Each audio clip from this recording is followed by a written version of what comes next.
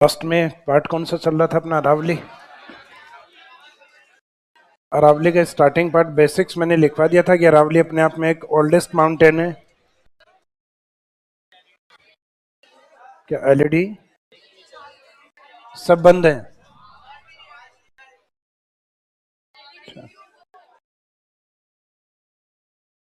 उसमें आवाज वाला देखना, बाकी स्पीकर्स में मैं बोल रहा हूँ वो भी नहीं सुन रहा।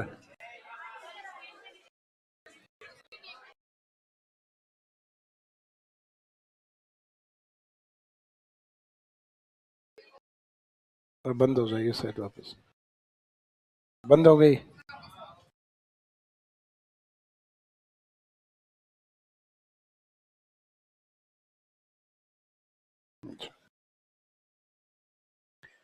तो अरावली के बारे में स्टार्टिंग किया था हमने कि अरावली एक ओल्डेस्ट माउंटेन है अपने फॉर्मेशन पीरियड को लेकर। उसके बाद में ये एक वलित पर्वतमाला फॉर्मेशन प्रोसेस के अकॉर्डिंग फोल्डेड माउंटेन। उसके बाद में वर्तमान स्थिति के अकॉर्डिंग अपने आप में एक अवशिष्ट पर्वतमाला के रूप में रेजिडुअल माउंटेन के रूप में। इसके बाद में अरावली के अंदर कुछ विस्तार यानी कुछ डेटा या फैक्ट की बातें की थी कि अरावली की जो टोटल लेंथ है वो लगभग 700 किलोमीटर, 692 किलोमीटर। फिर लेंथ इन राजस्थान, राजस्थान में लंबाई 550 किलोमीटर, जो टोटल अरावली का अप्रोक्सीमेट 80%। और फिर एवरेज हाइट इसकी 930 मीटर, जो किसी भी रिलीफ फीचर या ऊंचावत से अधिक हाइट वाला भाग, क्योंकि माउंटेन्स हमेशा अधिक हाइट पे होते हैं। फिर बाद में इसके डायरेक्शन पे बात हुई थी, तो डायरेक्शन को हमने एक मैप में इंडिकेट किया और इसके डायरेक्शन थी from south west to north east, यानी अरावली राजस्थान के दक्षिण पश्चिम से उत्तर पूर्व की ओर है। और ये डायरेक्शन नहीं दी हुई हो तो उल्टा मान लेंगे, from north east to south west, यानी नैऋत्य से लेकर ईशान की ओर। राजस्थान में इसकी जो एंट्री मानी जाती है वो मानी जाती है माउंट आबू सिरोही से, और राजस्थान में इसका लास्ट पॉइंट माना जाता है झुंझुनू खेतड़ी। और इस अरावली को बाद में हमने 3 भागों में डिवाइड किया था। झुंझुनू से जयपुर नॉर्थ अरावली, जयपुर से राजसमंद मिड अरावली, और साउथ वाली जो राजसमंद से लेकर सिरोही तक की अरावली दक्षिणी अरावली। फिर दक्षिणी अरावली को अध्ययन की दृष्टि से पुनः 2 भागों में डिवाइड किया गया, जिसमें पाली और सिरोही की अरावली आबू अरावली, और राजसमंद से सदन की तरफ जो अरावली है वो मेवाड़ अरावली। मेवाड़ अरावली का मुख्य विस्तार होता है उदयपुर की तरफ, जैसे आबू अरावली का मुख्य विस्तार सिरोही, सिरोही के साथ दूसरा प्रमुख जिला पाली। यहां तक अपना कंप्लीट हो चुका था। इसके बाद में अरावली के अंदर जो अदर और नेक्स्ट पॉइंट्स जो अपने को पढ़ने हैं, उसमें एक तो आता है अरावली के पठार, यानी माउंटेन्स के बीच बीच में कुछ चट्टानी भाग ऐसे होते हैं जो फैले हुए होते हैं इस तरीके से। तो ये पर्वत चोटियां हैं, और उसके बीच में कुछ चट्टानी भाग हैं जो अपने सरफेस भाग से, सतह से थोड़े ऊंचे हैं, लेकिन माउंटेन पीक पर्वत चोटियों से नीचे हैं। तो ये मुख्यतः अंतर पर्वतीय पठार, यानी जो इंटरमीडिएट प्लेट्यूज हैं, यानी पर्वतों के बीच में जो पठार। तो अरावली में भी ऐसे कुछ स्ट्रक्चर या पठार। कुछ जगह अरावली की जो घाटियां वो और ज्यादा डीप में, जहां से इन पहाड़ों को क्रॉस करना थोड़ा इजी होता है। तो पहाड़ों के बीच में से जहां से ट्रांसपोर्टेशन कनेक्टिविटी होती है, उस हिस्से को क्या कहा जाता है? उसके माउंटेन्स के पास या दरिया कहा जाता है। तो इन दरों को तो राजस्थान में हम क्या बोलते हैं? नाल। क्योंकि दूर से देखने पे ये जो शेप है, घोड़े के पाँव में लगने वाला जो छल्ला होता है, उससे मिलता जुलता है ये। इस कारण राजस्थान में इन अरावली के दरों को क्या बोलते हैं अपन? नाल। जैसे हिमालय क्षेत्र में हम इनको कहते हैं ला, LAA। ला का मीनिंग, ये तिब्बत लैंग्वेज का शब्द है, जिसका हिंदी मीनिंग मानते हैं ला का मीनिंग दरा या पासेज होते हैं। राजस्थान में आके बोलेंगे तो इसको ला। और दक्षिणी भारत में जो पार्ट में ज्यादा है, ये नॉर्थ पार्ट, ये मिड पार्ट, और ये सदर्न पार्ट। अरावली का विस्तार कौन से भाग में अधिक है? क्या हुआ?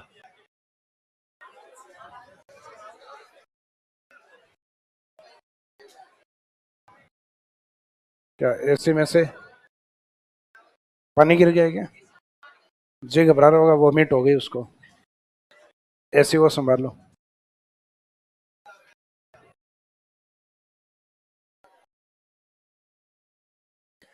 तो अरावली के जिस भाग में चौड़ाई अधिक है उस भाग में उसमें प्लेट्यूज अधिक होंगे। हालांकि इसमें इंडिविजुअली नहीं बताया हुआ कि पठार किस जिले में अधिक है, लेकिन ये ध्यान है कि अरावली के दक्षिणी भाग में पठार अधिक पाए जाते हैं। जैसे अरावली में पासेज या दरों की बात आती है तो दरे अरावली में सबसे ज्यादा किस जिले में है? राजसमंद। ये मेंशन होता है कि राजसमंद जिले में अधिक, लेकिन प्लेट्यूज में डिस्ट्रिक्ट मेंशन नहीं होता। तो फर्स्ट लाइन में तो लिखे इसमें अरावली पठार में, अरावली में सर्वाधिक पठार, हेडिंग थी प्लेट्यू ऑफ अरावली, अरावली के पठार। उसमें लिखे अरावली में सर्वाधिक पठार दक्षिणी अरावली में स्थित है।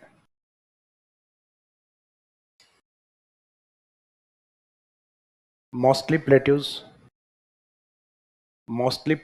इन Aravalli region are situated in southern Aravalli. Aravalli में सर्वाधिक पठार या अधिकांश पठार दक्षिणी अरावली में स्थित। तो mostly plateaus in Aravalli region are situated in southern Aravalli. तो ये जो सदर्न अरावली या दक्षिणी अरावली में स्थित है ये अंडरलाइन कीजिए। तो सिंपल सा क्वेश्चन पूछे, अरावली के किस भाग में पठार अधिक पाए जाते हैं? दक्षिणी अरावली में, जिसमें प्रमुख पठार इन विच मेजर प्लेट्यूज, जिसमें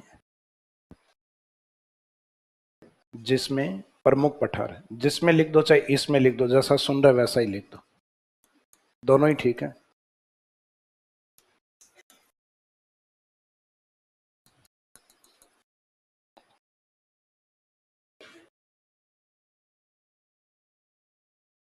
इन विच मेजर प्लेट्यूज, जिसमें प्रमुख पठार। अब ये जो अरावली का पार्ट है इसमें, ये इसका वेस्टर्न पार्ट है, जिस साइड में कौन सा डिस्ट्रिक्ट है? सिरोही डिस्ट्रिक्ट। सिरोही की और अरावली के हाईएस्ट प्लेट्यूज आते हैं, सबसे ऊंचे पठार में से आता है एक तो उड़िया प्लेट्यू।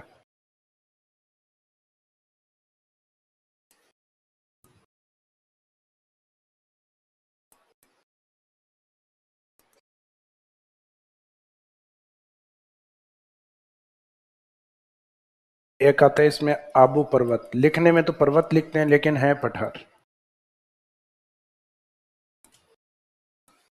इंग्लिश में आबू माउंटेन नहीं लिखे, आबू ब्लॉक लिखा जाता है, क्योंकि आबू ब्लॉक इस तरीके से डोम शेप में गुम्बदाकार आकृति में, इस कारण इसको आबू ब्लॉक लिखते हैं। फिर सिरोही से ईस्ट की ओर जाओगे तो सिरोही से ईस्ट में आते हैं राजसमंद और उदयपुर। ये पार्ट राजसमंद का नॉर्थ वाला।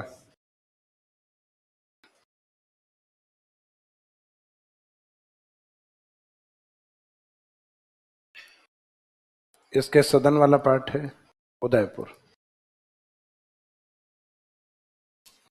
उदयपुर से दक्षिण की ओर चलोगे तब इस वाले पार्ट में एक मुख्य डिस्ट्रिक्ट आते हैं डूंगरपुर। उदयपुर का साउथ ईस्ट वाला पार्ट है ये सलूम्बर है, जबकि उदयपुर का जो दक्षिणी भाग है मोस्टली डूंगरपुर है, और इसका साउथ ईस्ट पार्ट जो निकाला गया है वो क्या बना है? सलूम्बर। तो उदयपुर के दक्षिण की ओर डूंगरपुर और इसके साउथ ईस्ट की तरफ इधर आता है सलूम्बर। तो सलूम्बर बाउंड्री पे नहीं आता है, तो इसके सदन की तरफ ये डूंगरपुर। अब यहाँ जो ऊपर वाला प्लेट्यू है इसका मीनिंग राजसमंद उदयपुर के बीच वाला, इसको नाम दिया जाता है बोराट प्लेट्यू।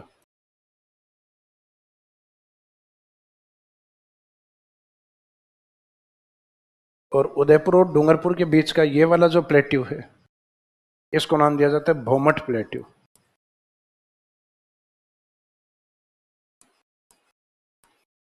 दोनों में सिर्फ एक शब्द का फर्क है, मैं का और रा का, बाकी एडजेक्टिव शब्द हैं दोनों में।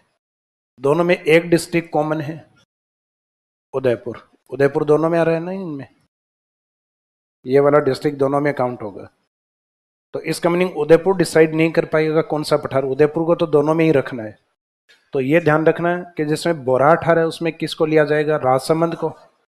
और जिसमें रा नहीं आ रहा उसका मीनिंग उसमें किसको लिया जाएगा, डूंगरपुर। तो भोराट का पठार जिसमें रा जैसे फील आए उसमें उदयपुर के साथ राजसमंद, और जिसमें रा नहीं आएगा उसमें किसको लेना है, डूंगरपुर को। हालांकि इसमें कुछ हिल्स हैं जिनको इंडिकेट किया जाता है, जैसे राजसमंद वाले में अपन एक पहाड़ी इंडिकेट करते हैं, कुंभलगढ़ की पहाड़ी। और इसमें उदयपुर का जो नॉर्थ पार्ट जिसको हम कहते हैं गोगुंदा, तो कुंभलगढ़ से गोगुंदा के बीच का पठार, तो कुंभलगढ़ किसको रिप्रेजेंट करता है, राजसमंद। ये आपको ध्यान है, कुंभलगढ़ फोर्ट कहाँ पे है, राजसमंद।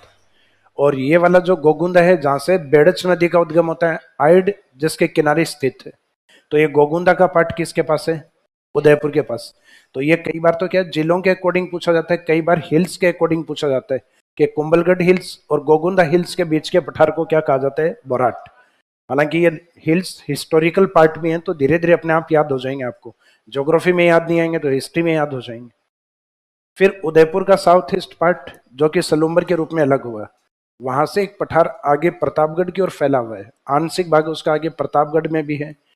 उस उबड़ खाबड़ पठारी भाग को नाम दिया जाता है लसाड़िया प्लेट्यू, यानी वो एक बेडलैंड प्लेट्यू है। यानी जहाँ ड्रेनेज सिस्टम या नदियां ज्यादा एक्टिव होती हैं वहां पठार उबड़ खाबड़ होते हैं। तो वहां गोमती नदी भी है पास में ही।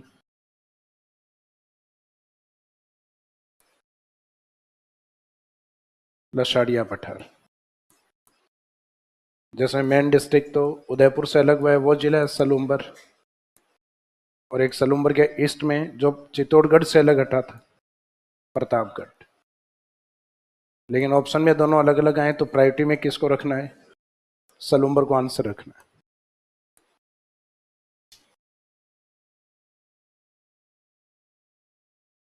फिर अरावली का जो नॉर्थ पार्ट है अलवर की तरफ, तो अलवर में एक टाइगर प्रोजेक्ट और एक सेंचुरी है जिसका नाम है सरिस्का।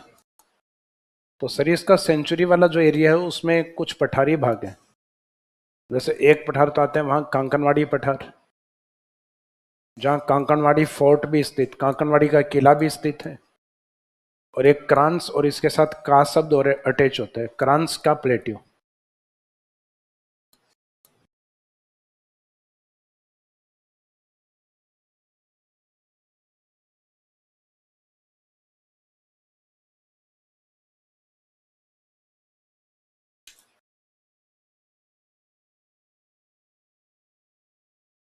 तो अरावली में जो कै टाइटल वाले आपके क्रांस और कांकनवाड़ी पठारी दोनों किसके हैं, अलवर के सरिस का एरिया के।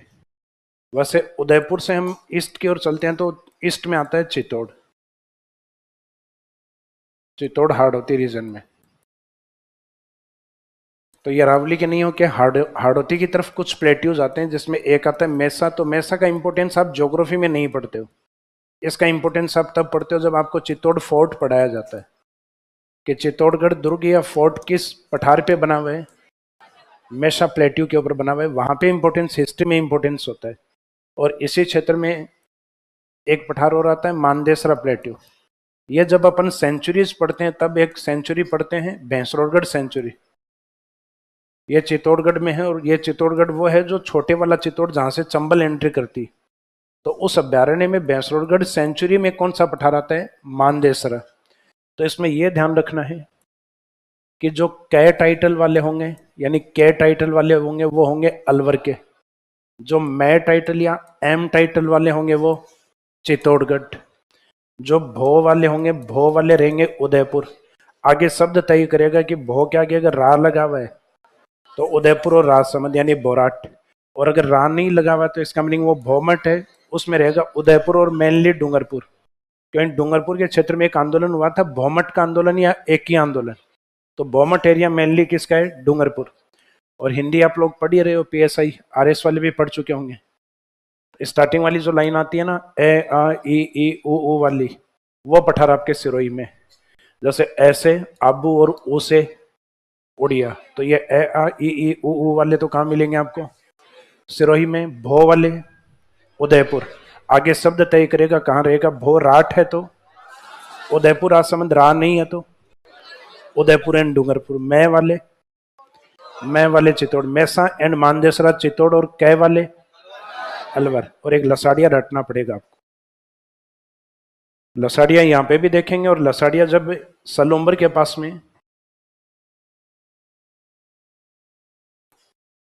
अरावली की पहाड़ियों से एक नदी निकलती है गोमती, और इस नदी के पानी को इन्हीं पहाड़ियों के पास में रोका गया है, और इन्हीं पहाड़ियों के पास में एक नाल आती है डेबर नाल। कौन सी नाल? डेबर नाल। और इस डेबर नाल के पास में जो रोका गया पानी है ये है जयसमंद झील।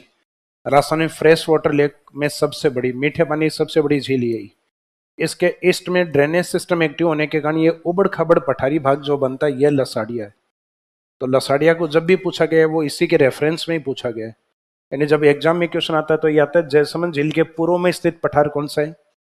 लसाड़िया। तो लसाड़िया के पश्चिम में झील कौन सी है? तो ये कभी उल्टा भी पूछा जाएगा, जयसमंद। इसको डेबर नाल में होने के कारण झील का दूसरा नाम क्या रखा हुआ है? इसको डेबर लेक भी कहा जाता है राजस्थान के अंदर। तो इसका इंपॉर्टेंस वैसे लसाड़िया का ज्यादा है, तो आजकल एग्जाम में लसाड़िया को ज्यादा पूछने लग गए। एक तो लसाड़िया या सबसे अधिक हाइट वाला कौन सा है? उड़िया। तो वो जो उड़ा वो सबसे ऊंचा है उड़िया। तो सिरोही के अंदर सबसे ऊंचा पठार भी है, सबसे ऊंची पर्वत चोटी भी है।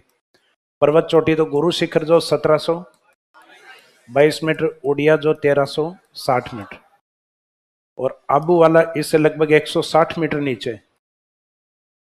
तो 160 माइनस कर दोगे तो कितना आएगा? 1200 मीटर। तो आबू सिरोही का दूसरा ऊंचा पठार है, जबकि राजस्थान का तीसरा ऊंचा पठार। तो इसका मीनिंग सिरोही का दूसरा ऊंचा पठार है, तो राजस्थान का दूसरा कौन सा है? तो राजस्थान का दूसरा माना जाता है बोराट। बोराट जिसकी हाइट 1225। तो आबू वाले को कुछ गाइडों में गलत लिखा हुआ है, आबू पर्वत या आबू पठार को लिखा हुआ है कि इसकी हाइट 1200 मीटर है, जो कि राजस्थान का दूसरा ऊंचा पठार। तो किसी व्यक्ति ने, पढ़ने वाले ने यह पढ़ा है कि सिरोही का दूसरा ऊंचा पठार है, और लिखते टाइम वो ये भूल गया कि सिरोही लिखा हुआ था, उसने लिख दिया कि राजस्थान का दूसरा ऊंचा पठार। तो अपने को फर्क ये देखना कि 1200 ज्यादा ऊंचा होता है या 1225। तो इसका मीनिंग बोराट ज्यादा ऊंचा है फिर, क्योंकि इसकी हाइट 1200 है। और कुछ जगह मिस्टेक इसलिए भी होती है क्योंकि आबू में एक आबू पर्वत चोटी आती है, पर्वत चोटियों में भी उसका इंपॉर्टेंस नहीं दिया हुआ। और आबू पर्वत चोटी यानी इसका मीनिंग है माउंटेन पीक में काउंट की जाती है, ना कि प्लेट्यूज में। उसकी हाइट आती है 1295। तो वो पर्वत चोटी में कंसिडर की जाएगी, प्लेट्यू में कंसिडर नहीं होगी। और प्लेट्यू में अगर वो होता तो 1360 के बाद में हम कह सकते थे कि आबू पठार दूसरा ऊंचा पठार, जबकि आबू पठार के रूप में उसकी हाइट कितनी कंसिडर की गई है? 1200 मीटर। तो इसका मीनिंग आबू माउंटेन पीक 1225 पर्वत चोटी, और आबू प्लेट्यू 1200 है।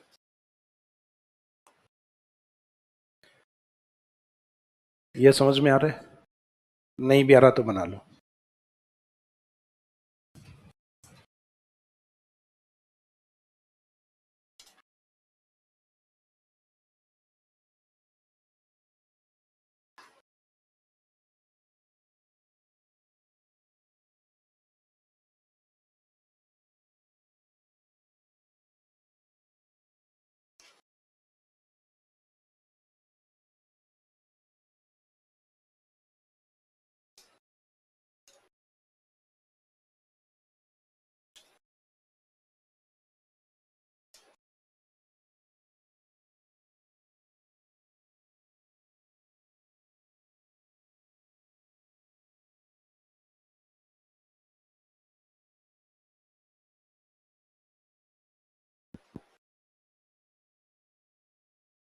सिरोही की तरफ है उड़िया और आबू।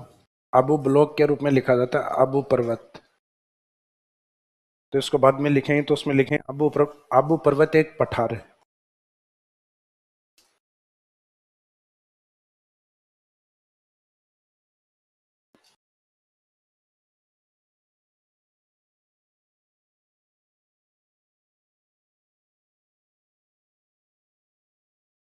कोई प्लेट्यू समझ में नहीं आए तो पूछ लेना। हालांकि इनके 1 बाई 1 डिटेल्स अलग से लिखवाएंगे, तो यहाँ नहीं है तो वहां समझ में आ जाएगा, फिर लिखवाएंगे तो।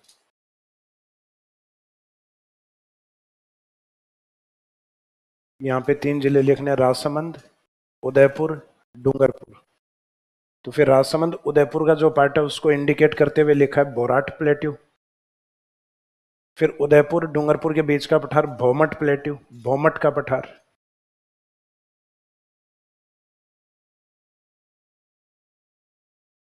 फिर उदयपुर का साउथ ईस्ट पार्ट है लसाड़िया प्लेट्यू, जो कि सलूम्बर और प्रतापगढ़ में, सलूम्बर एंड प्रतापगढ़।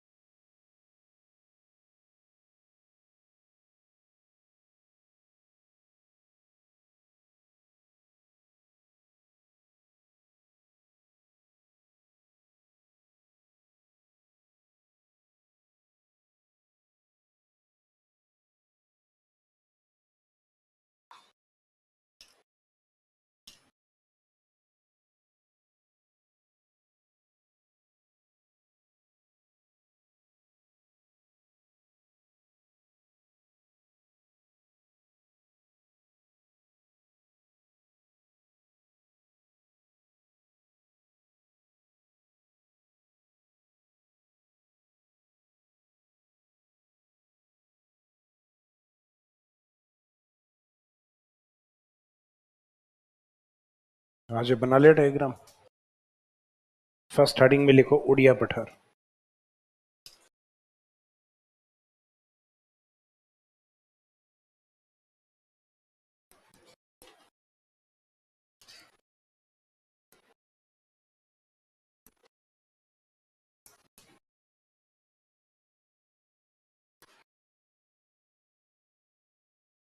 उड़िया प्लेट्यू, उड़िया पठार।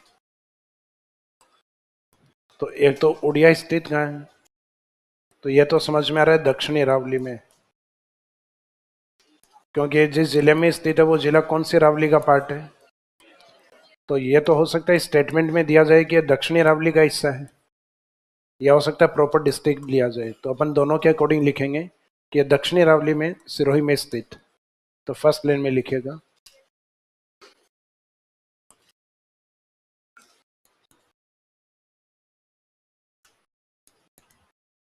लोकेशन या स्थिति में लिख दो दक्षिणी अरावली में सिरोही में स्थित, located in southern Aravalli in Sirohi district. दक्षिणी अरावली में सिरोही में स्थित।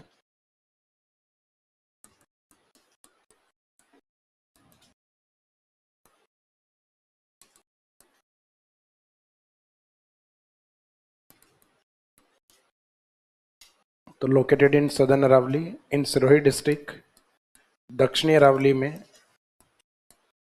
सिरोही में स्थित। फिर इस पठार का इंपॉर्टेंस क्या है, क्योंकि राजस्थान में इससे अधिक हाइट वाला कोई नहीं है। तो the highest plateau of Rajasthan, the highest plateau of Rajasthan, यह है राजस्थान का सबसे ऊंचा पठार। यह है राजस्थान का सबसे ऊंचा पठार। यह है राजस्थान का सबसे ऊंचा पठार।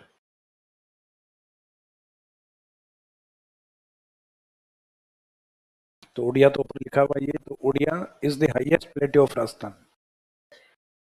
तो the highest plateau of Rajasthan के रूप में इंपॉर्टेंस। अब हाईएस्ट तो हाइट भी याद रखना जरूरी है इसकी, क्योंकि हो सकता है ये तो एग्जामिनर खुद ही बता दे कि उड़िया सबसे ऊंचा पठार है, इसकी ऊंचाई बताइए। तो 1360 मीटर। तो लास्ट फैक्ट में लिख दो इसकी ऊंचाई 1360 metre. Height of Uriya is 1360 metre, ऊंचाई 1360 मीटर।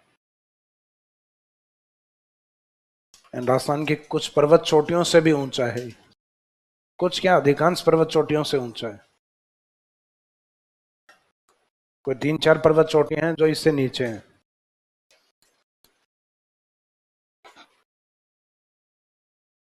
इसके बाद में इसी क्षेत्र में एक पठार और आता है,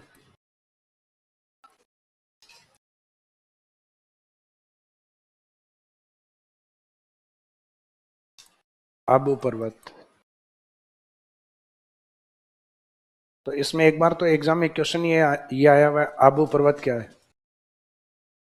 तो उसमें ऑप्शन इस तरीके से थे, आबू पर्वत एक पठार है, आबू पर्वत एक पर्वत है, सी पॉइंट की ए और बी दोनों में कंसिडर होता है, यानी प्लेट्यू में और माउंटेन दोनों में, डी नन ऑफ दिस, इनमें से कोई नहीं है। तो answer A only plateau, B answer पठार, अच्छा पर्वत, बी आंसर पर्वत, सी आंसर और डी आंसर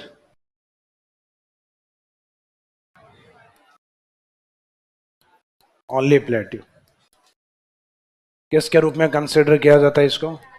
केवल पठार के रूप में कंसिडर किया जाता है। आबू पर्वत या आबू ब्लॉक लिखा हुआ आता है, तो ये ब्लॉक किस तरीके का एक ब्लॉक है और इस ब्लॉक को एज ए प्लेट्यू कंसिडर किया जाता है। तो इसमें पहली लाइन में लिखो आबू पर्वत एक पठार है, Abu block is a plateau, Abu पर्वत एक पठार है। फिर इसमें भी वही लाइन लिखनी है जो अभी आपने उड़िया में लिखी थी, लोकेशन को लेके। उड़िया में क्या लिखी थी? दक्षिणी अरावली में सिरोही में स्थित, इसमें भी सेम आएगा।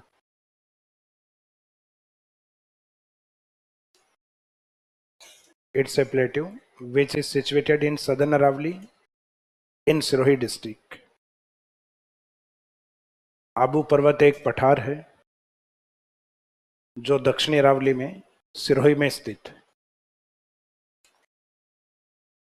आबू पर्वत एक पठार है जो दक्षिणी अरावली में सिरोही में स्थित।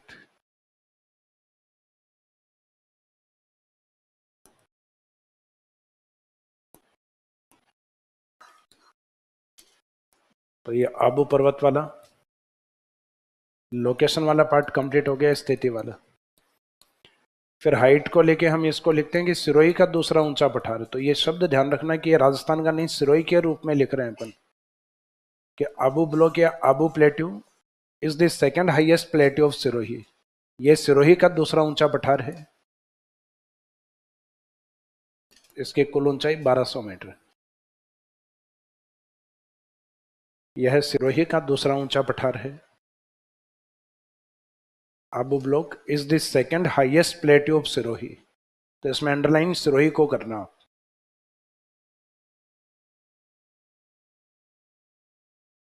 यानी दूसरा ऊंचा पठार है। इससे भी ज्यादा इंपॉर्टेंट है कि सिरोही का दूसरा ऊंचा पठार, जबकि राजस्थान का दूसरा ऊंचा तो अलग है, बोराट आएगा उसमें। तो दूसरा ऊंचा सिरोही का दूसरा ऊंचा पठार है। It's total height is 1200 metre. इसकी ऊंचाई या कुल ऊंचाई 1200 मीटर।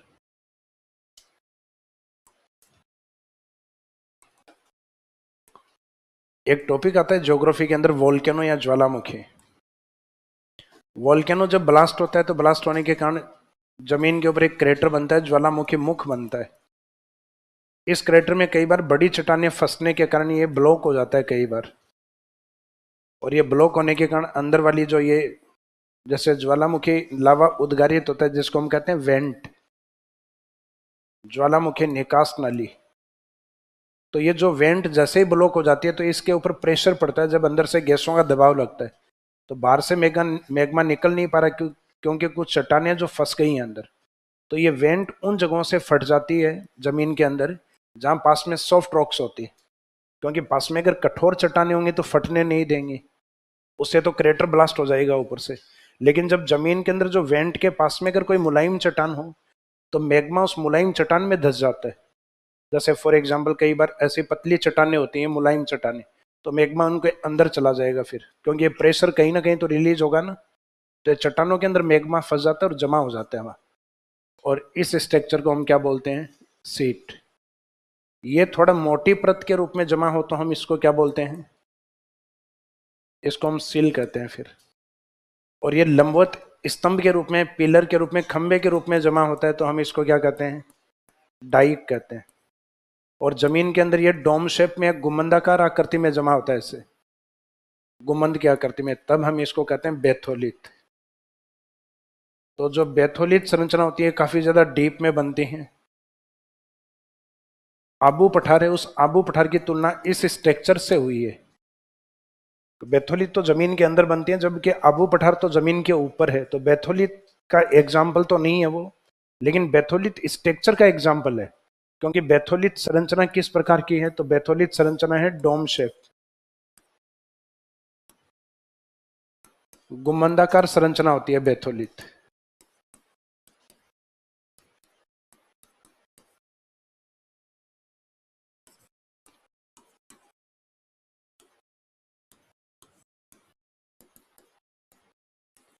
ये जमीन के ऊपर वाला जो दर्द मंडल होता है ना, कठोर परत होती है, उसको कहा जाता है लिथोस्फीयर। ये जर्मन शब्द है जिसका मीनिंग होता है कठोर। बेथोस का मीनिंग होता है नीचे डीप में। तो डीप में मैग्मा के जमने से गुम्बदाकार जो कठोर चट्टानें बनती है उसको कहा जाता है बेथोलित। तो शब्द का मीनिंग अपने को याद रखने की आवश्यकता नहीं, क्योंकि ज्योग्राफी सब्जेक्ट नहीं पढ़ रहे अपन, यानी कोई कॉलेज लेक्चरर की तैयारी नहीं कर रहे अपन, पीएसआई आ रहे, तो इसके अंदर जीके के रूप में। तो अपने को यही पता होना चाहिए बेथोलित का स्ट्रक्चर कैसा होता है, डोम शेप। और राजस्थान में डोम शेप स्ट्रक्चर में कौन सा पठार है, आबू पठार। तो आबू पठार में लिखा जाता है कि आबू पठार या आबू पर्वत गुम्बदाकार संरचना या बेथोलित संरचना जैसा है। तो इसका मीनिंग है बेथोलित का एग्जाम्पल नहीं माना गया। बेथोलित के एग्जाम्पल तो कहाँ मिलेंगे, जमीन के नीचे। तो ये कुछ स्ट्रक्चर बने होते हैं, जैसे ज्वालामुखी मैग्मा जमा होकर एक पतली परत में जम गया तो सीट। तो ये अलग अलग स्ट्रक्चर होते हैं। अभी हम जिस स्ट्रक्चर की बात कर रहे हैं वो स्ट्रक्चर ही है। जैसे कई बार अपने को स्कूलिंग टाइम में कुछ प्रोजेक्ट मिलते हैं, व्हीकल पेपर सीट पे आपको ये बना के लेके आना है, और अपन स्टेशनरी के दुकान पे जाके क्या मांगते हैं, एक सीट देना। तो सीट होती है पतली। और अपने घरों में जब निर्माण कार्य चल रहा होता है, अलमारी में अपने को पत्थर लगवाना हो, तो हम पत्थर वाले के यहाँ पहुंचते हैं और क्या बोलते हैं, पत्थर की सिल देना। सिल कहते हैं जो थोड़ा मोटा होता है उसको। तो इसका मीनिंग है जो सिल ये थोड़ी मोटी संरचना में होती है, सीट होती है वो पतली परत में होती है, जो इस तरीके से खड़े पार्ट के रूप में होती है वो, तो वो होती है डाइक संरचना। और जो डोम शेप गुम्बद की आकृति में होती है उस स्ट्रक्चर को बोलते हैं बेथोलित। और बेथोलित का आकार कैसा होता है, गुम्बदाकार, डोम शेप। तो लास्ट में इसमें नोट में लिखिए आबू पठार में, आबू पठार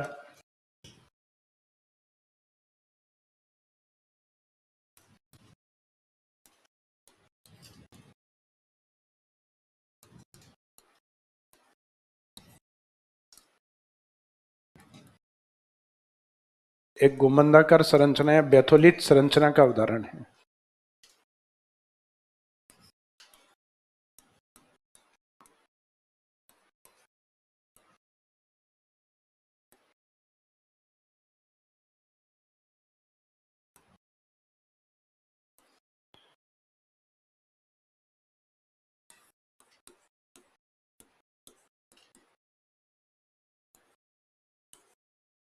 आबू ब्लॉक या आबू प्लेट्यू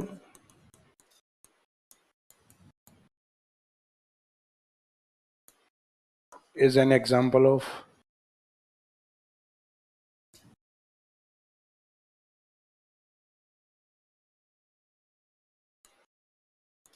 डोम शेप स्ट्रक्चर, और ब्रैकेट में लिख सकते हो बेथोलित स्ट्रक्चर।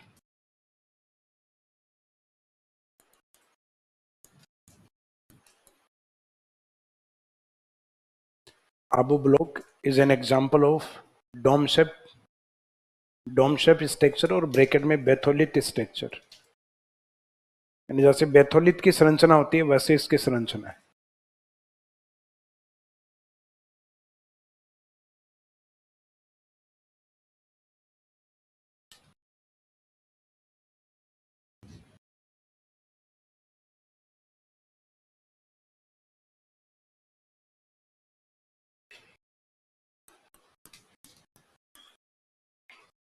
नेक्स्ट लिखिए बोराट प्लेट्यू, बोराट पठार।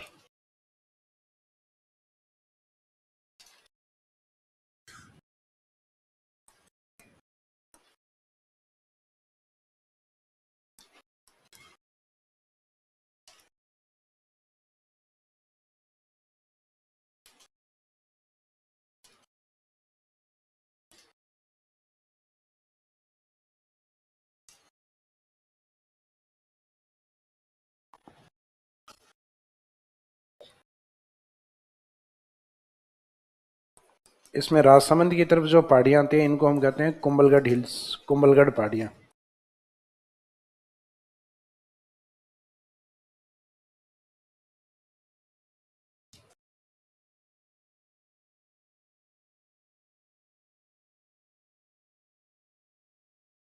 और इस साइड में उदयपुर की तरफ जो आती हैं वो हैं गोगुंदा हिल्स।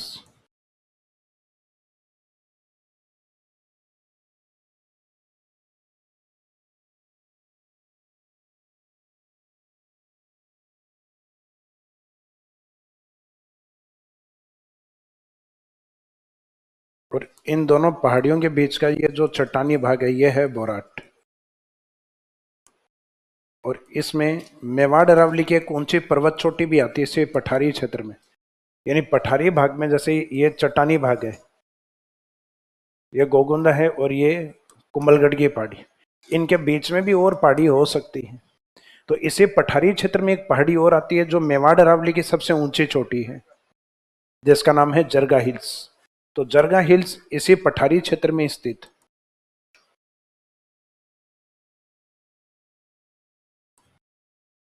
जरगा की लोकेशन देखी जाए तो वैसे उदयपुर की तरफ है ये, लेकिन है इन दोनों स्थानों के बीच में, कुंभलगढ़ और गोगुंदा के बीच में आता है। अब यहाँ जो ये पठारी भाग आपको दिख रहा है बोराट का पठारी, इस तरीके से ये कुंभलगढ़ पहाड़ी है, गोगुंदा पहाड़ी। अब यहाँ से गोगुंदा से एक नदी ओरिजिनेट होती है जो इस साइड में बनास के अंदर जाती। तो बनास में जाने वाली इस नदी का नाम क्या है? आयड नदी, जो उदय सागर झील को क्रॉस करने के बाद किस नाम से जानी जाती है? बेड़च। फिर उदयपुर की जो गोगुंदा पहाड़ियां उनके पश्चिम की ओर से एक नदी ओरिजिनेट होती है जिसका नाम है साबरमती। अब यहाँ राजसमंद है, राजसमंद के पश्चिम में आता है सिरोही। सिरोही से एक नदी, जैसे यहाँ राजसमंद की ओर से एक नदी जो मुख्य नदी निकल रही है बनास, इस बनास के अपोजिट सिरोही से निकलने वाली एक नदी होती है, उसका नाम है वेस्ट बनास। क्या नाम है? बनास आती है चंबल में और वेस्ट बनास आती है अरब सागर की ओर, दोनों अपोजिट हैं एक दूसरे के। मुख्य नदी है वो बनास से अपने टोंक की तरफ जाती है वो, और जो गुजरात की तरफ जाती है वो कौन सी है? वेस्ट बनास। यानी बनास के जो अपोजिट है उसका नाम, अगर इसको नाम अगर बनास दे देते हम तो उसका नाम होता है ईस्ट बनास। तो उसको नाम पहले दिया हमने बनास, तो इसका नाम क्या रख दिया फिर? वेस्ट बनास। तो इसका मीनिंग बोराट प्लेट्यू किसका काम कर रहा है? वाटर डिवाइड लाइन, जल विभाजक रेखा का काम करता है। जैसे अपने अरावली माउंटेन है, तो अरावली माउंटेन से निकलने वाली जो नदियां हैं वो दो तरफ डाइवर्ट होती हैं, एक तो बीओबी में जाती हैं, बैंक ऑफ बड़ौदा नहीं है, बंगाल की खाड़ी। बीच में खाते वाले गाने के कारण प्रसिद्ध भी हुआ था ना। अरावली के पश्चिम की जो नदियां हैं वो जाती हैं अरेबियन सी में, अरब सागर में, और इधर बंगाल की खाड़ी। अब आपके माइंड में आ रहा है कि सर इनलैंड या अंतःप्रवाही की तो आपने बात नहीं की कि ये किस साइड में जाती हैं। तो ये अरावली के दोनों तरफ होती हैं, ये इधर भी मिलेंगे अरावली के और वेस्ट में भी मिलेंगी। तो इन नदियों को अरावली डिवाइड ही नहीं कर पा रही। अंतःप्रवाह तो मीनिंग ऐसा ड्रेनेज सिस्टम होता है जो अपनी मुख्य नदी किसी और तक नहीं पहुंच पाए, जो ना किसी खाड़ी में जाए और ना किसी सी पार्ट में जाए, बहते बहते धरातल में समाप्त हो जाए, उसको कहते हैं इनलैंड, यानी लैंड में ही समाप्त हो जाना।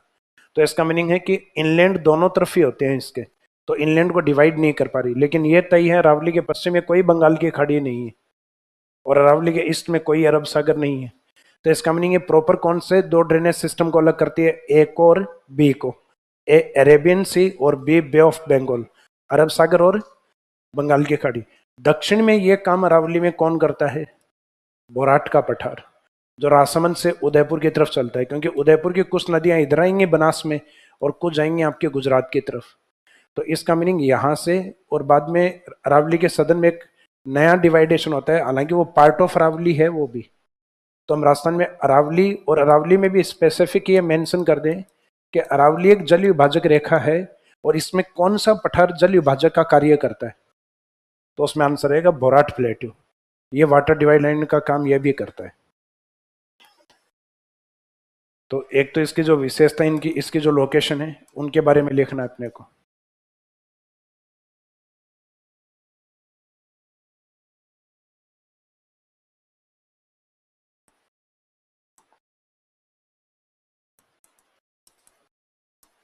लोकेशन या स्थिति में। ये कुंभलगढ़ किसका पार्ट था? राजसमंद। गोगुंदा हिल्स उदयपुर। तो ये राजसमंद ब्रैकेट में लिख देना कुंभलगढ़ हिल्स, या कुंभलगढ़ हिल्स बाहर लिख दो, राजसमंद ब्रैकेट में लिख दो। यह है पठार, कुंभलगढ़ हिल्स ब्रैकेट में राजसमंद एवं गोगुंदा हिल्स ब्रैकेट में उदयपुर के मध्य स्थित। This plateau is situated between Kumbhalgarh hills Rajsamand and Gogunda hills Udaipur. यह है पठार, कुंभलगढ़ हिल्स यह है पठार, कुंभलगढ़ हिल्स ब्रैकेट में राजसमंद एवं गोगुंदा हिल्स ब्रैकेट में उदयपुर के मध्य स्थित। तो बोराट प्लेट्यू इज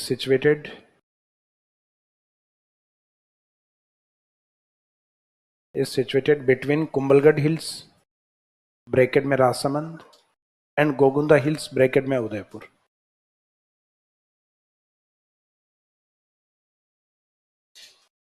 फिर नेक्स्ट लाइन में लिखेगा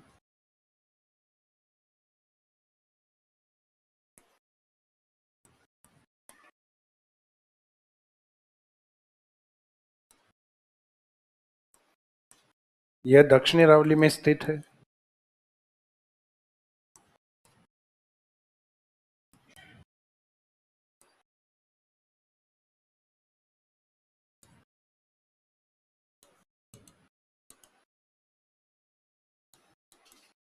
जो जल विभाजक पठार के रूप में या जो जल विभाजक का कार्य करता है। तो it's situated in southern Aravalli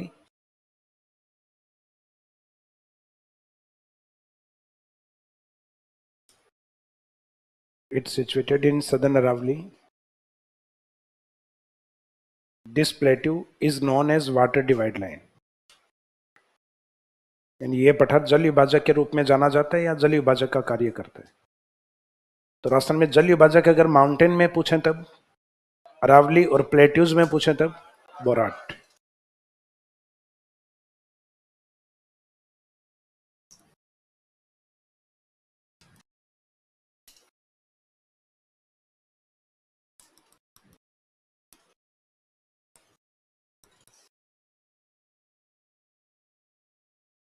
ये बे ऑफ बंगाल रिवर्स हैं, उनको डिवाइड करता है, और इसके वेस्ट वाली जो रिवर्स है वो अरेबियन सी रिवर्स, अरब सागरीय नदियां।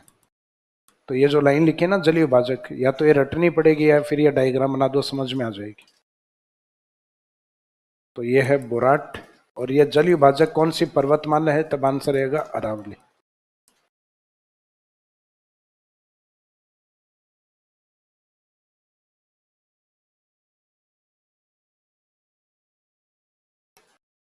अरेबियन सी, और इस साइड में बे ऑफ बंगाल।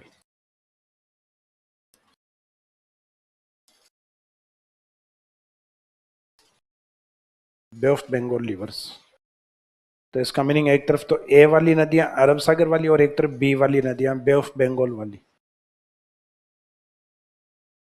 और इनको सेपरेट करने वाला जल विभाजक रेखा वाला पठार है बोराट।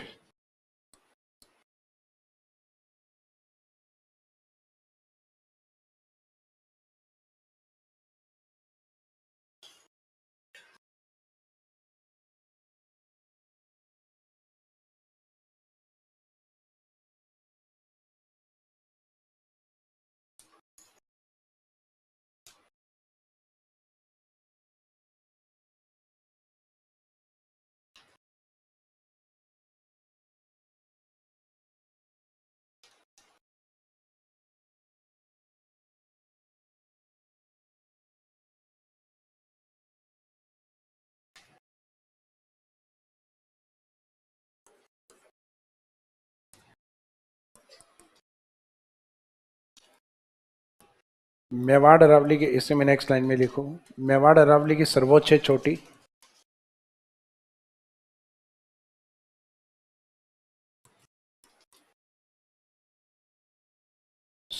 चोटी ब्रैकेट में आगे लिख देना। हाईएस्ट पिक कौन है इसमें? जरगा।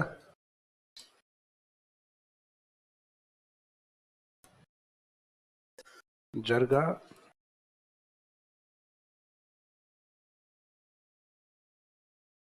इसी पठारी क्षेत्र में स्थित है, यानी बोराट का जो पठारी भाग है उसी में locate.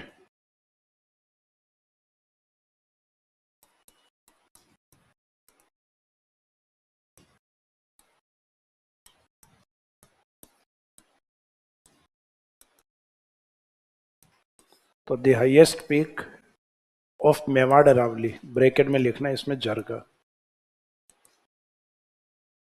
is also situated in this plateau region. The highest peak of Mewad Aravali, bracket में जरगा, is also situated in Borat Plateau, या in this plateau region.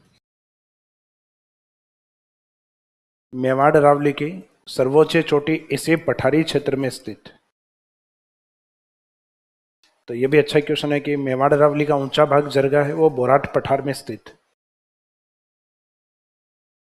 फिर एक इसकी हाइट को लेके इंपॉर्टेंस आता है कि राजस्थान का जो सबसे ऊंचा पठार है वो तो है उड़िया। उड़िया से नीचे और जो गुमंद शेप में, डोम शेप में आता है प्रॉपर, इस प्रकार का ये आता है आबू, ये आता है 1200 मीटर, और इससे थोड़ी अधिक हाइट वाला जो पठार है ये माना जाता है बोराट। बोराट आता है 1225। तो उड़िया पठार 1360, ये 1225 और ये 1200। तो ये राजस्थान के 3 ऊंचे पठार आते हैं, उड़िया, बोराट और आबू। तो इसमें लास्ट लाइन में लिख दीजिए, यह है राजस्थान का दूसरा ऊंचा पठार है। It's the second highest plateau of Rajasthan. It's the second highest plateau of Rajasthan, यह है राजस्थान का दूसरा ऊंचा पठार। जबकि वहां क्या मेंशन किया था, सिरोही, वो सिरोही का दूसरा। तो राजस्थान को अंडरलाइन करना है इसमें, it's the second highest plateau of Rajasthan.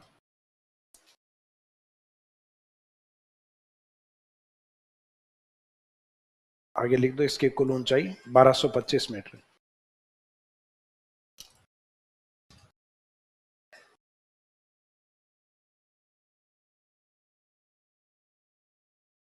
ऊंचाई या हाइट 1225 मीटर,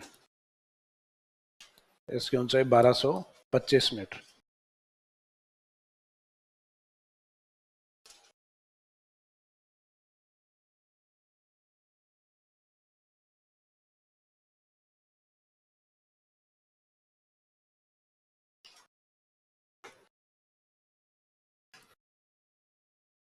तो एक तो अपने सिरोही वाले दोनों पठार कंप्लीट हो गए, ए आ ई ऊ वाले। तो ऐसे तो कौन सा था, अब उसे उड़िया। फिर राजसमंद उदयपुर वाला, यानी कुंभलगढ़ गोगुंदा वाला बोराट। फिर उदयपुर और डूंगरपुर, तो नेक्स्ट अगला हेडिंग लिखेगा बोमट।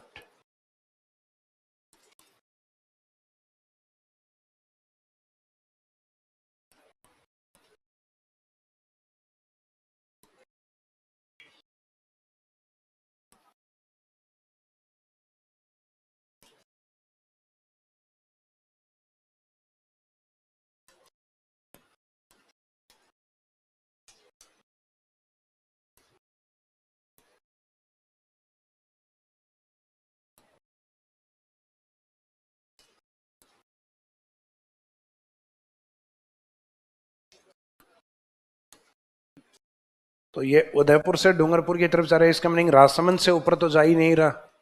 तो ये उत्तरी अरावली का हिस्सा मध्य अरावली में हिस्सा नहीं हो गया, किस में काउंट होगा, ये भी सदर्न अरावली में। तो ये दक्षिणी अरावली में उदयपुर एवं मुख्यतः डूंगरपुर में स्थित। इसका मीनिंग लोकेट तो दोनों के बीच में है ये, लेकिन इसका मेन पार्ट किस में है, डूंगरपुर के अंदर। तो इसमें लिखेगा, यह दक्षिणी अरावली में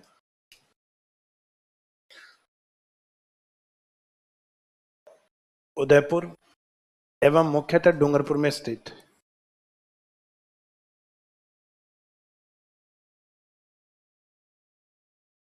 बोमट प्लेट्यू is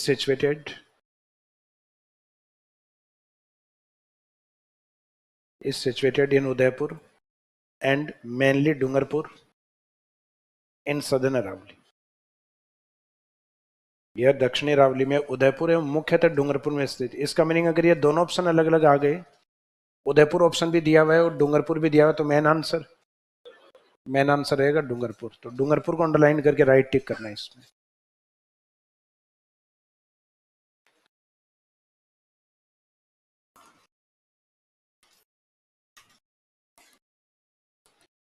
ये राजस्थान का सदर्न पार्ट है, बांसवाड़ा। बांसवाड़ा के जस्ट ऊपर की ओर जहां से ट्रॉपिक ऑफ कैंसर लाइन निकलती है, वो जिला कौन सा है? डूंगरपुर। डूंगरपुर का जो नॉर्थ ईस्ट पार्ट आता है, ये आता है प्रतापगढ़।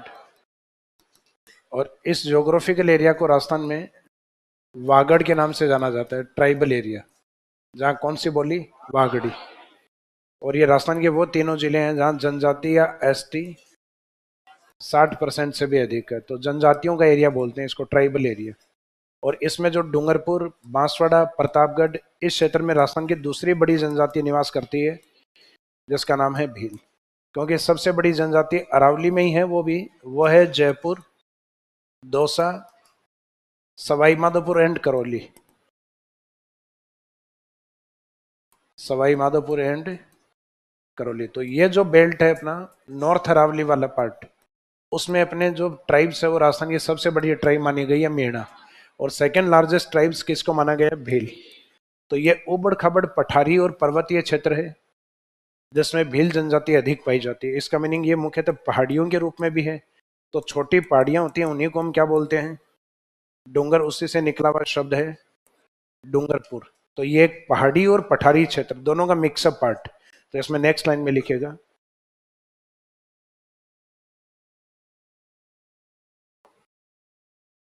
भौमट एक पहाड़ी और पठारी क्षेत्र है।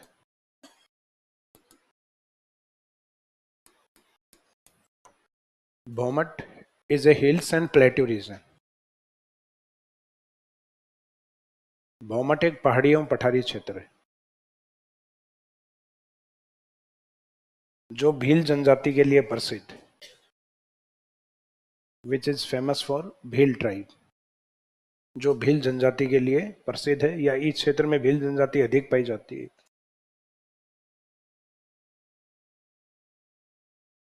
Which is famous for Bhil tribe, या Bhil tribe is mostly found here. जो भी लिखना चाहें दोनों ठीक है, भील को अंडरलाइन कर देना इसमें।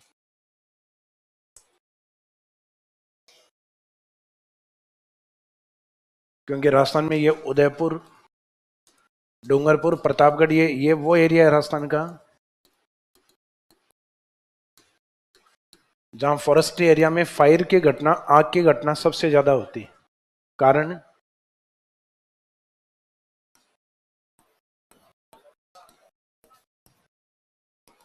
राजस्थान में इस एरिया में शिफ्टिंग एग्रीकल्चर या वालरा कृषि अधिक होती है, जिसको भारत में किस नाम से जानते हैं? झूमिंग एग्रीकल्चर। यानी जिसमें प्लांट्स की कटिंग करके या उनको बर्निंग करके, काट के या जला के जो कृषि की जाती है, जिसको कर्तन और दहन भी कहते हैं। स्लेश एंड बर्न एग्रीकल्चर भी कहा जाता है। स्लेश यानी उसमें झाड़ी, प्लांट, इनको हटाना, और बर्न करना यानी उसको जला देना। तो राजस्थान में स्लेश एंड बर्न एग्रीकल्चर किस क्षेत्र में अधिक होती है? डूंगरपुर, प्रतापगढ़, उदयपुर, ट्राइबल एरियाज में अधिक होती है। कारण क्योंकि यहाँ एक तो ऑलरेडी पहाड़ी क्षेत्र ज्यादा है, पहाड़ी क्षेत्र अधिक होगा तो बारिश की पॉसिबिलिटीज बढ़ जाती। कारण क्योंकि जो इस साइड में अरब सागर से जो क्लाउड्स आते हैं वो अरावली के दोनों तरफ तो सीधे निकल जाते हैं, लेकिन जहां अरावली ज्यादा फैली हुई है उस एरिया में वर्षा अच्छी होती है। तो वर्षा अच्छी होती है तो पहाड़ी और मैदानी भाग दोनों जगह फॉरेस्ट ज्यादा होते हैं। तो पहाड़ी क्षेत्र पे तो क्योंकि अधिकांश एरिया चट्टानी भाग है यहाँ, तो एग्रीकल्चर लाइक वैसे भी जगह इनके पास कम है, और मैदानी भागों पे भी प्लांट ज्यादा है। तो इसका मीनिंग है मैदानी भागों से फिर पेड़ों को काटते हैं। जैसे इंडिया में आपने सुना है कि इंडिया का जो नॉर्थ ईस्ट पार्ट, भारत का जो सेवन सिस्टर वाला जो हिस्सा आता है इधर वाला, इस साइड वाले में हिमालय की जो ब्रांच है वो इस तरीके से फैली हुई है कि जो बंगाल की खाड़ी से आने वाला जो मानसून है उसको आगे नहीं जाने देती। इसका मीनिंग भारत की ओर रोक के अच्छी बारिश करवाती। तो इंडिया के नॉर्थ ईस्ट में इतनी ज्यादा वर्षा होती है कि वहां जितने भी स्टेट हैं उन सब स्टेट में फॉरेस्ट हैं, वो उन स्टेट के 75% हिस्से से भी ज्यादा एरिया पे फॉरेस्ट है। यानी जैसे मिजोरम की बात करें तो मिजोरम का टोटल ज्योग्राफिकल एरिया, उसके 89% एरिया पे फॉरेस्ट है। कि मिजोरम का जितना भी क्षेत्रफल है उसके कितने एरिया पे फॉरेस्ट है? 89, उनके बीच में पॉइंट लगा दे तो राजस्थान ना मिले। राजस्थान के टोटल ज्योग्राफिकल एरिया में फॉरेस्ट मिलते हैं 8%। इसका मीनिंग पूर्वी राज्यों में बड़ी समस्या क्या है? एनवायरमेंट की कोई समस्या नहीं, पर्यावरण बहुत बढ़िया है वहाँ, लोग पर्यावरण देखने ही जाते हैं वहाँ। वहाँ बड़ी समस्या है एग्रीकल्चर लैंड नहीं है उन लोगों के पास, यानी कृषि भूमि नहीं है। तो कृषि भूमि के लिए वो क्या करेंगे? पेड़ों को काटेंगे या जलाएंगे। तो भारत में झूमिंग एग्रीकल्चर का प्रचलन सबसे ज्यादा कहां पर है? नॉर्थ ईस्ट स्टेट्स के अंदर, उत्तरी पूर्वी राज्यों में, जिसमें नागालैंड, असम, ये सबसे आगे होते हैं। और राजस्थान के अंदर फॉरेस्ट सबसे ज्यादा किस कौन से जिलों में है?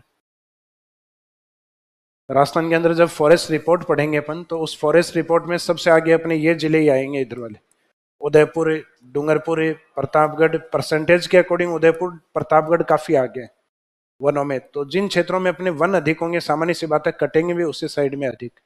जिस साइड में वन नहीं होंगे वहां लगने वाले प्रोजेक्ट ज्यादा आएंगे, क्योंकि वहां है ही नहीं तो काटोगे तो किसको आप? तो इसका मीनिंग वहां एफोरेस्टेशन के काम ज्यादा होंगे, और जहां प्लांट एक्सिस है वहां डिफोरेस्टेशन का कार्य ज्यादा होता है। आप इंडिया में देखना, हर फॉरेस्ट रिपोर्ट में वनों में सबसे ज्यादा कमी कहाँ आती है? भारत के पूर्वी राज्यों में कमी सबसे ज्यादा होती है। क्यों? क्योंकि ऑलरेडी वहां इतने एक्सिस प्लांट हैं कि वहां और अधिक बढ़ाए नहीं जा सकते।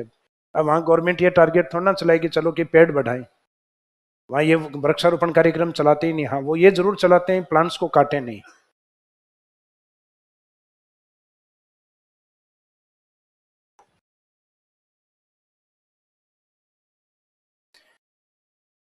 तो ये वाला plateau, Udaipur Rajsamand plateau complete हो गया। भोराट आर ज्वारा था राजसमंद वाला। फिर उदयपुर डूंगरपुर प्लेट्यू कंप्लीट हो गया। भौमट। अब उदयपुर से अलग हुआ डिस्ट्रिक्ट सलूम्बर और प्रतापगढ़। इसमें कौन सा प्लेट्यू आता है? तो नेक्स्ट हेडिंग लिखिए लसाड़िया प्लेट्यू।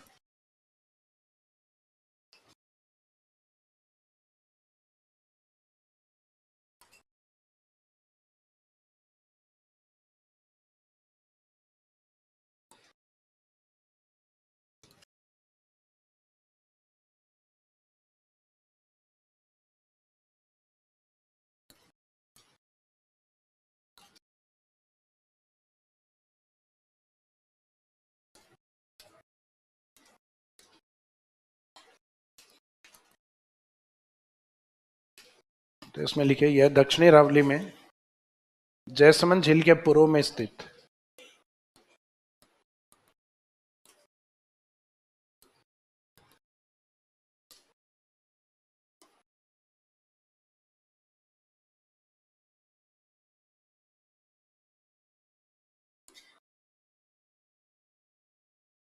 इट्स सिचुएटेड, पहले जयसमंद के अकॉर्डिंग लिख दो, to the east part of Jaisamand lake. It's situated to the east part of Jaisamand lake. Jaisamand lake in south Aravalli. यह दक्षिणी अरावली में जयसमंद झील के पूर्व में स्थित। तो ये क्वेश्चन जो आता है मोस्टली इस लेक के रेफरेंस में ही आता है, तो जयसमंद झील को अंडरलाइन कर देना। जिले कम पूछे जाते हैं, रेयरली पूछे जाते हैं, और एग्जाम में जिले उस समय पूछे गए जिस समय इसके लोकेशन, जैसे आज हम लिखें तो डिस्ट्रिक्ट वाइज इसकी लोकेशन होती है सलूम्बर में, और सलूम्बर के ईस्ट में प्रतापगढ़ के अंदर। मेन हिस्सा तो इसमें है। ये सलूम्बर पहले क्या था? उदयपुर। और ये प्रतापगढ़ मुख्यतः क्या था? हालांकि प्रतापगढ़ में तो उदयपुर का हिस्सा भी लिया है, बांसवाड़ा का भी लिया है, और मेन चित्तौड़ का लिया है। तो ये पहले था मुख्यतः चित्तौड़ का हिस्सा। तो इसका मीनिंग पुराने एग्जाम के क्वेश्चंस निकालोगे तब आपको लसाड़िया की लोकेशन कहाँ मिलेगी? वहां ऑप्शन ही नहीं है सलूम्बर प्रतापगढ़, ये तो बाद में बने जिले। जबकि 2008 से पहले एक क्वेश्चन एग्जाम में एक बार आया हुआ था, जिसमें इसमें लिखा हुआ है कि यह पठार उदयपुर और चित्तौड़गढ़ का पठार, और एग्जामिनर को नहीं पता कि पठार की स्थिति कहाँ है। तो हो सकता है कई बार एग्जामिनर जब ज्यादा मेहनत नहीं करता, पुराने क्वेश्चन पेपर में से उठा के चिपकाता है, तब हो सकता है आपको सलूम्बर प्रतापगढ़ ऑप्शन नहीं मिले। तो सलूम्बर को फिर रिप्रेजेंट कौन करेगा? उदयपुर। और प्रतापगढ़ को रिप्रेजेंट कौन करेगा? चित्तौड़। लेकिन वर्तमान में उदयपुर वाले उस हिस्से को रिप्रेजेंट वर्तमान में कौन कर रहा है? सलूम्बर। तो इसका मीनिंग ये पठार वर्तमान में सलूम्बर प्रतापगढ़, और ब्रैकेट में इसके साथ में लिखना है ओल्ड। ओल्ड यानी जो पुराना डेटा है। ओल्ड में इसकी लोकेशन क्या थी? उदयपुर एंड चित्तौड़। तो ये ओल्ड वाला भी ब्रैकेट में मेंशन करना। तो नेक्स्ट लाइन में लिखेगा लसाड़िया पठार या यह पठार वर्तमान सलूम्बर एवं प्रतापगढ़, आगे ब्रैकेट में लिखना ओल्ड उदयपुर एंड चित्तौड़ में स्थित। यह पठार वर्तमान में सलूम्बर एवं प्रतापगढ़, आगे ब्रैकेट में लिखना ओल्ड या पुराना उदयपुर चित्तौड़ में स्थित है। Lasadiya plateau is situated at present. Lasadiya plateau at present is situated in Salumbar and Pratapgarh, आगे ब्रैकेट में लिख दीजिए ओल्ड उदयपुर चित्तौड़, यानी पुराना आंसर ये है। ये नहीं हो ऊपर वाला तब आंसर ये देना है।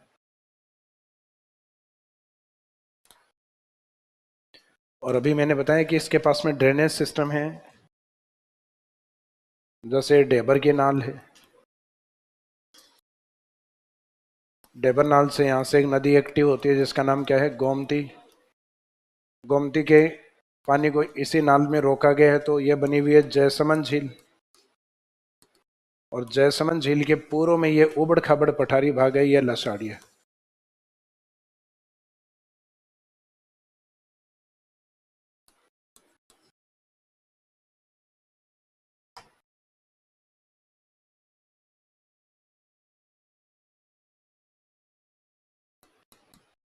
तो जिस एरिया में कटाव अधिक होता है चट्टानों का, वहां चट्टानें बिल्कुल सपाट नहीं होकर, समतल नहीं होकर, थोड़ी उबड़ खाबड़ होती हैं।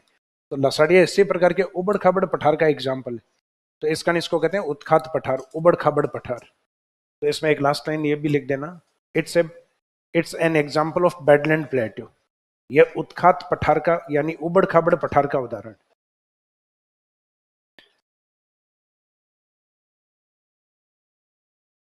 इट्स ए बेडलैंड प्लेट्यू या it's an example of badland plateau. तो ये जो शब्द है बेडलैंड प्लेट्यू, ये अंडरलाइन कर दीजिए, उत्खात पठार।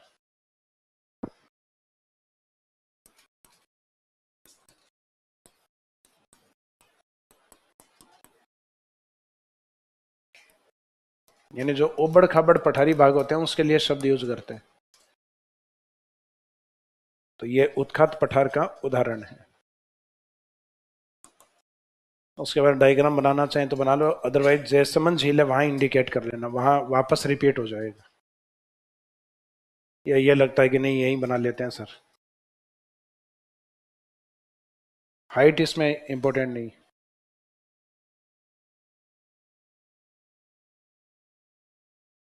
हाइट इंपॉर्टेंट नहीं है, मीनिंग इसमें मेंशन नहीं की हुई होती। जिन पठारों की इंपॉर्टेंट नहीं है, मेंशन नहीं है उसके अंदर। जैसे हाड़ौती की तरफ एक आता है ऊपरमाल का पठार, तो ऊपरमाल की हाइट भी इंपॉर्टेंट नहीं है। मैसा प्लेट्यू की हाइट इसलिए इंपॉर्टेंट हो जाती है क्योंकि चित्तौड़ प्लेट्यूज पे स्थित है, इस कारण उसमें पूछ ली जाती है, Chittor plateau sorry Chittor fort के कारण।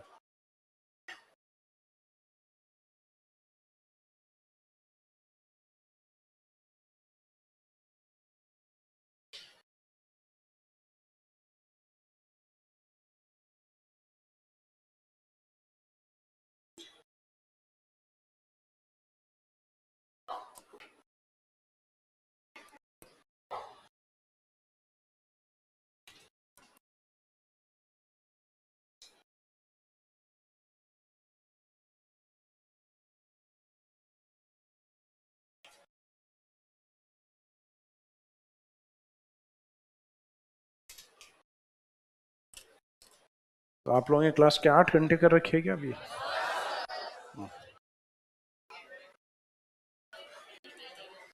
तो इस वाली क्लास में तो यूं आप घड़ी कॉर्नर पे ही नजर रहती होगी, 20 मिनट और बचे हैं।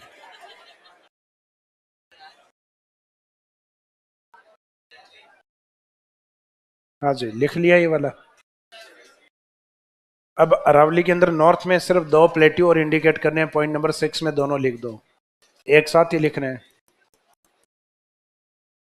क्रांस का पठार एंड कांकनवाड़ी पठार।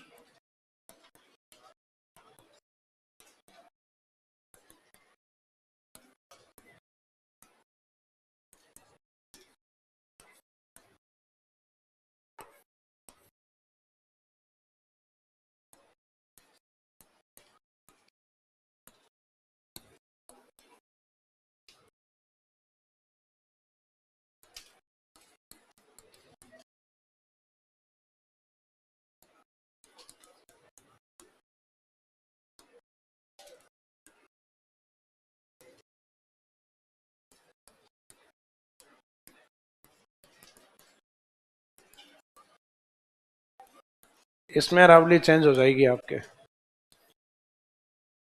तो इसमें या तो ये नाम लिख दो इन दोनों पठारों के, हेडिंग तो ये डाली आपने, हेडिंग के बाद में these plateau are situated in Alwar Sariska in north Aravalli.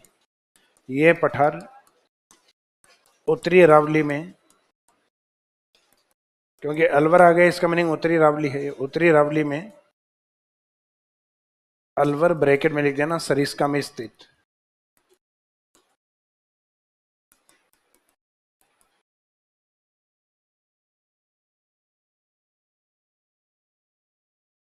ये पठार उत्तरी अरावली ब्रैकेट में, सॉरी उत्तरी अरावली और आगे अलवर ब्रैकेट में लिखना, अलवर के आगे सरिस्का में स्थित है,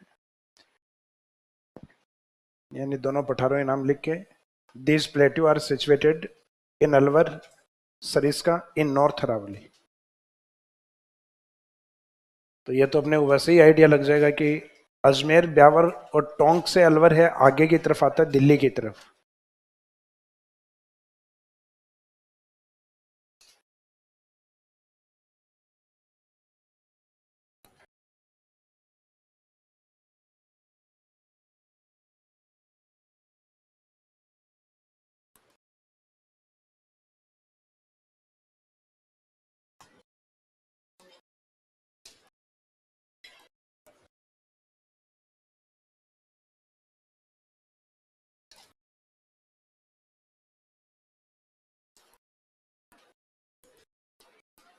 चित्तौड़गढ़ के आगे ब्रैकेट में लिख देना हाड़ौती। ये अरावली के पठार नहीं है, इसका लास्ट में नोट में अलग से लिखें, नोट में लिख के Mesa plateau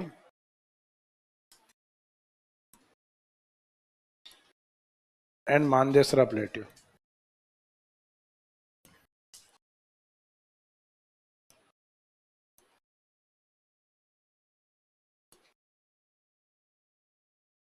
Mesa and Mandesara plateau are situated in Chittorgarh, bracket में आगे लिख दो हाड़ौती। ये हाड़ौती रीजन में आते हैं दोनों, इस कारण अरावली वाले पठारों में इनकी काउंटिंग नहीं होगी।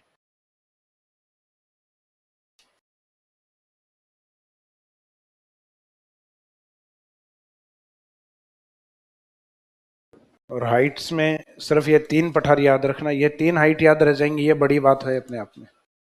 कि अरावली सर्वोच्च पठार कौन से हैं, तो सर्वोच्च पठार में ओडिया है, देन बोराट है, और उसके बाद में कौन सा है, आबू ब्लॉक या आबू पर्वत। 1225 मीटर, और ये highest plateau of Rajasthan 1360 metre. तो हाइट वाले में क्वेश्चन आपके यहाँ से पूछे जा सकते हैं। 3 पठार जिनको डिसेंडिंग या असेंडिंग ऑर्डर में पूछे तो लास्ट में ही है।